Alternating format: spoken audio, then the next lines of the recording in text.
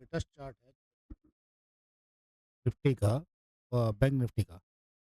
तो यहाँ पे मेरा कहने का मतलब सपोर्ट और रेजिस्टेंस को पकड़ना बहुत इंपॉर्टेंट चीज़ होती है। यहाँ से किसी को शायद मालूम नहीं पड़ पाया, जो भी कारण रहे हो। ये देखिए, यहाँ से आरएसआई बता देती है कि ये सपोर्ट ये रहा, सीधे जंप ऊपर। रेजिस्टेंस किसने बताया? रेजिस्टेंस बताया ये रेजिस्टेंस बताया सीधे नीचे। साइड किसने बताया? ये दो छोटे-छोटे प्यादे, ये अपसाइड बताया।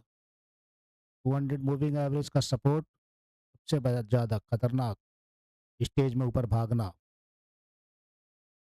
नीचे डिप क्यों दी? ये नीचे डिप आई है इसके कारण में, ये डिप।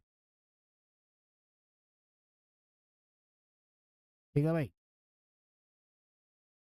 अब सवाल ये उठता है कि यहाँ पे कुछ चीज़ें ऐसी होती हैं कि हम उसको क्यों नहीं उजागर कर पाते या क्यों नहीं पकड़ पाते। यहाँ पर मार्केट ने जो ट्रेंड बनाया, हर किसी को समझने की ज़रूरत है, ट्रेंड बनाया। ये जो ट्रेंड दूसरे दिन का है, ये इससे पहले दिन का है। ये इशारा दे दिया था कि मैं नीचे गिरूँगा। अब सवाल ये उठता है कि ये ट्रेंड तो ऊपर गया, ये ट्रेंड ऊपर कैसे आया? ये ट्रेंड ऊपर कैसे आया? यहाँ पर ये ट्रेंड में जब भी नीचे की विक बराबर एक लाइन में आ जाती हैं, लगभग पहले 2 वीक आनी चाहिए, तो ये अपसाइड मूवमेंट आ जाता है। मूवमेंट में अपसाइड आ जाती है, तो धीरे-धीरे ऊपर चलने लग जाती है। दूसरी बात, इसमें अगर हम एक चीज़ को और जोड़ दें कि 5 मिनट के चार्ट पे करते हैं, 5 मिनट के चार्ट में करते हैं, तो हमने ये देखा, ये देखिए, नीचे का ट्रेंड जब भी गिरेगा, ऊपर की सारी कैंडलें एक सीध में आ जाएँगी और 2 कैंडल की विक या तो बराबर आ जाएँगी, ये देखिए। सटीक जानकारी है ये। और अगर मान लो अपसाइड जाना है, नीचे का ये भी चेक करो और ऊपर का भी चेक करो। अब इतना बड़ा फॉल जो आया, वो क्यों आया? फॉल तो नहीं आना चाहिए था वैसे, ये फॉल ऐसे आया। पहला, दूसरा, दूसरा, दोनों को जाँच लिया और नीचे लुढ़क, सिंपल सा लॉजिक। ये क्यों भागा? ये डोजी से भागा। पहला डोजी, दूसरा डोजी, ये 2 डोजी हैं यहाँ पर, ठीक है? ये 2 डोजी हैं, इस कारण ये अपसाइड गया। दूसरी बात, इसने एक सपोर्ट बनाया है यहाँ पर इससे, ये सपोर्ट की लाइन जा रही है, लगभग सपोर्ट है और नीचे का आरएसआई से सपोर्ट खड़ा हो रहा है, ये सब। बस इतना देखना है और ज़्यादा दिमाग नहीं लगाना है। अगर नहीं समझ में आता है तो मत लगाओ खोपड़ी, और इतना ही देखो और कूद जाओ। एसएल ज़रूर लगाना है, क्योंकि कभी-कभी फेक चीज़ें भी आती हैं, लेकिन आरएसआई को देखोगे तो फेक चीज़ों से काफ़ी बच जाओगे। और 5 मिनट के चार्ट के बाद आप उसे 15 मिनट के चार्ट में चेक करना ज़रूरी है। जैसे जैसे इसके अंदर मैं यहाँ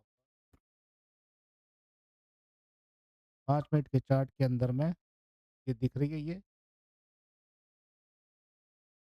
कितने बजे का है? 35 मिनट का। और 15 मिनट के चार्ट में हम अगर इसे जाते हैं, 2 बज के 35,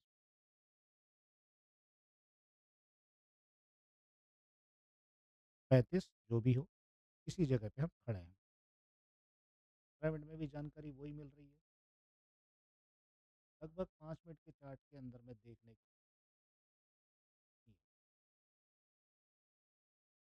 अब ये तो आपको समझ में आ गया।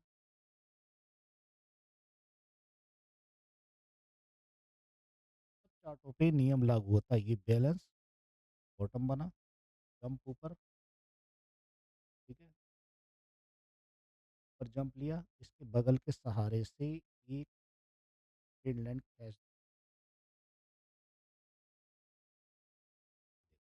दूसरा माइनस मार्किंग है ना। अब ये मैंने इसलिए डाली थी, यहाँ पे यहाँ से यहाँ तक दोबारा जाएगा ना, ये नीचे आया, नीचे आया यहाँ पे, मैं ले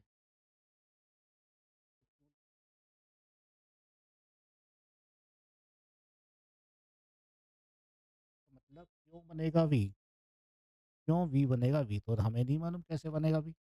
लेकिन यहाँ पर हम आरएसआई का सपोर्ट पर जैसी टच होती है, कैंडल की टच होती है तो उछल जाता है। ये तो हो गई जानकारी उसकी। अब सपोर्ट रेजिस्टेंस चैनल पे भी देखा जाता है। अगर पहली जानकारी आसानी से ये मिल जाती है, तो आपको ज़्यादा लफड़े में नहीं पड़ना है। और अगर दूसरी जानकारी को देखना ज़रूरी है, तो ये आपका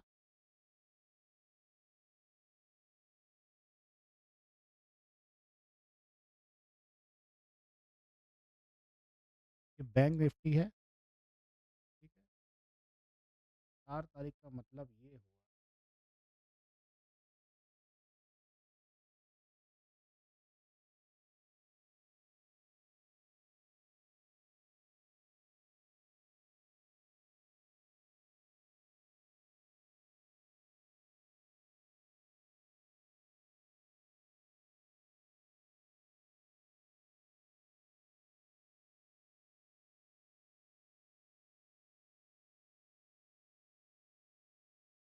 बैंक निफ्टी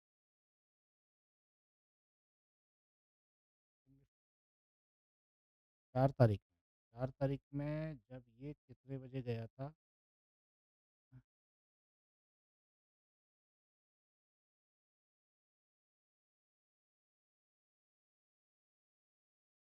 चीज़ें बदलती रहती हैं।